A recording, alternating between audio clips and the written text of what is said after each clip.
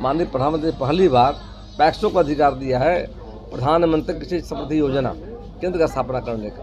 उसके माध्यम से एक छत के नीचे खाद मिलेगा, बीज मिलेगा, दवा मिलेगा और पीएम किसान निधि योजना के माध्यम से पहली सरकार, आज़ादी के बाद सरकार पहली सरकार है। किसानों को रबी हो, खरीफ के मौसम में हो, खेती करने के लिए हमारी सरकार, और वहाँ पर 6,000 3 किस्तों में देश में 12,000 किसानों को पीएम किसान सम्मान निधि योजना के माध्यम से, और बिहार में 82 लाख किसानों को डीबीटी के माध्यम से खेती करने के रास्ते पर काम किया जा रहा है।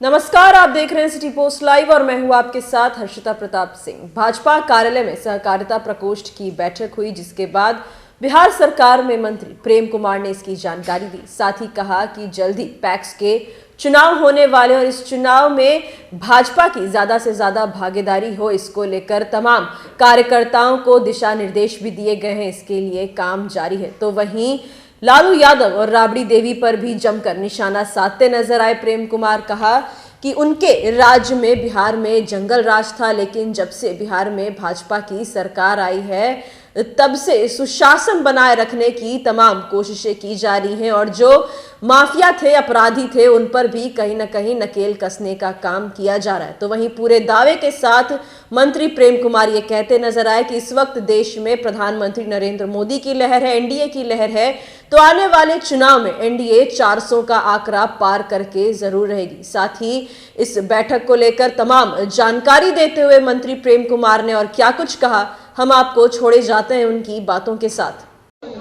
सहकारिता प्रकोष्ठ के तत्वाधान में अटल सभागार में हमारे पार्टी के संयोजक जो सहकारिता प्रकोष्ठ के जाकर के हैं, लोकप्रिय नेता भाई मनोज जी की अध्यक्षता में ये जो कार्यक्रम संपन्न हुआ है, पूरे बिहार के लोग आए थे और आज प्रदेश कार्य समिति की बैठक की जाकर, और बैठक का उद्देश्य था करके आने वाले समय में पैक्स का चुनाव जो है यानी कि अक्टूबर से नवंबर संपन्न होने जा रहा है, 5 साल हो जाएंगे जाकर। उसके लिए अनवरत ऑनलाइन सदस्यता अभियान हमारा जाकर के है। सदस्यता के बाद पैक्सों का नया गठन होगा जाकर के। हमने आह्वान किया है अपने सारे भाजपा के नेता कार्यकर्ताओं को जाकर के कि आप आइए, मिलजुल करके आने वाले चुनाव में कैसे हमारी भागीदारी बढ़े जाकर, और देश का आदरणीय प्रधानमंत्री नरेंद्र भाई मोदी जी के द्वारा सहकार समृद्धि को लेकर के उनका पहल प्रयास जाकर के अच्छे परिणाम आ रहे हैं जाकर।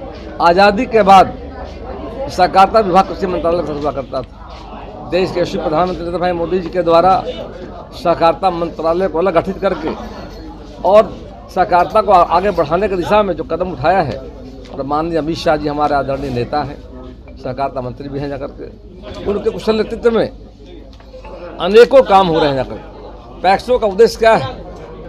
इस देश की ग्रामीण अर्थव्यवस्था का रीढ़ कृषि हमारा जाकर, किसानों को बेहतर सुविधा प्रदान करना जाकर, किसानों को समय पर धान की प्राप्ति जाकर के हो, गेहूं की प्राप्ति जाकर के हो, उन फसलों में जो एमएसपी रेट भारत सरकार तय करती है, न्यूनतम समर्थन मूल्य, उसको हम लागू करते हैं, किसानों को सुविधा होती जाकर के। उसी तरह से अब भारत सरकार के द्वारा माननीय प्रधानमंत्री पहली बार पैक्सों को अधिकार दिया है प्रधानमंत्री कृषि समृद्धि योजना केंद्र का स्थापना करने का।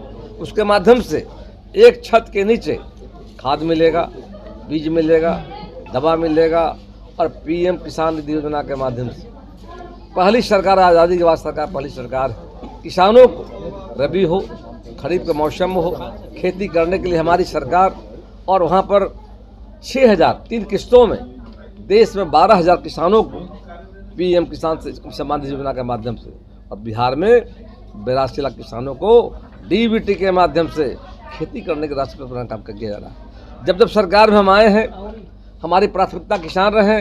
अटल बिहारी वाजपेयी की सरकार जब आई थी तो पहली बार किसानों के लिए हमारी सरकार ने किसान क्रेडिट कार्ड की शुरुआत करने का काम किया।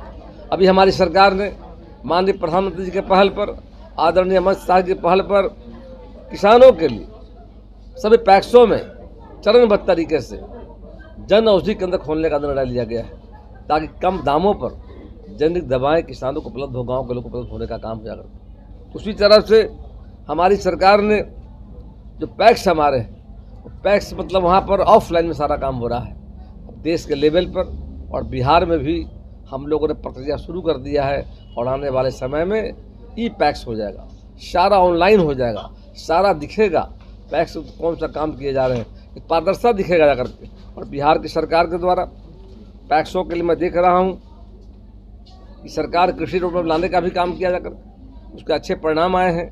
बड़े पैमाने पर किसानों को भंडार का निर्माण भी कराया गया है।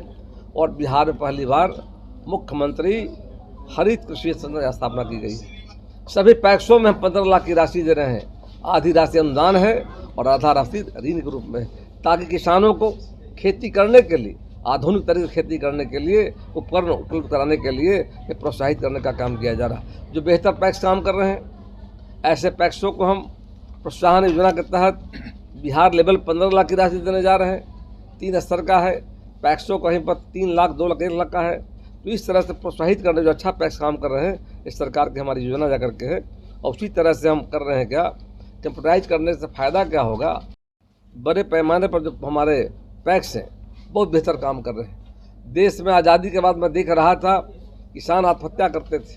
कारण क्या था, किसानों को सही मूल्य नहीं मिलता था। अगर प्राकृतिक कारणों से कहीं बाढ़ के सुखाड़ की स्थिति रहती थी, किसान को नुकसान होता था। माननीय मोदी जी ने प्रधानमंत्री फसल बीमा योजना की शुरुआत की जाकर बिहार में जिस प्रकार एनडीए की आई, हम लोगों ने बिहार में बिहार राज्य फसल सहायता योजना की शुरुआत की। बिना प्रीमियम का है, किसानों का लाभ हो रहा है, तो नुकसान लहर चल रहा है करते। हम सबों का संकल्प है कि बिहार की जो 40 सीटें हैं, जब 19 में सरकार में हम थे, जब सरकार में थे तो 39 सीट हम लाए थे एनडीए साथ में, जब 19 में। इस बार हमारा दावा है कि निश्चित तौर पर 40 से 40 सीटों पर एनडीए के प्रत्याशी विजयी होंगे और देश में हम 400 के पार होंगे। फिर तो नरेंद्र भाई मोदी सरकार में आएंगे, प्रधानमंत्री बनेंगे। इसका संकल्प हम लोगों ने लिया है कि सरकार बनाना है। उसके बाद सहकारिता के क्षेत्र में चुनाव जो होने जा रहे हैं, उसके लिए आह्वान हमने किया है। इस सहकारिता में क्रांति लाना है, बदलाव लाना है, सहकारिता को आंदोलन का रूप देना है।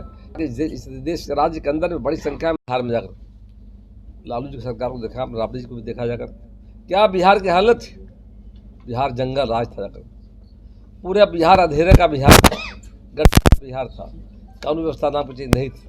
आज बिहार ही नहीं, पूरे देश में कानून का राज चल रहा है और देश में राम राज आ गया है। राम राज की शुरुआत हुई है। यदि कोई कानून को हाथ में लेने का काम करता हो तो हमारी सरकार बर्दाश्त नहीं करेगी। ऐसे लोग खिलाफ सख्त कार्रवाई भी करने जा रहे हैं। लगातार सर सदन में सवाल किया गया विपक्ष के नेताओं के द्वारा स्टेट अपीयरिंग के स्टूडेंट को मौका देने के लिए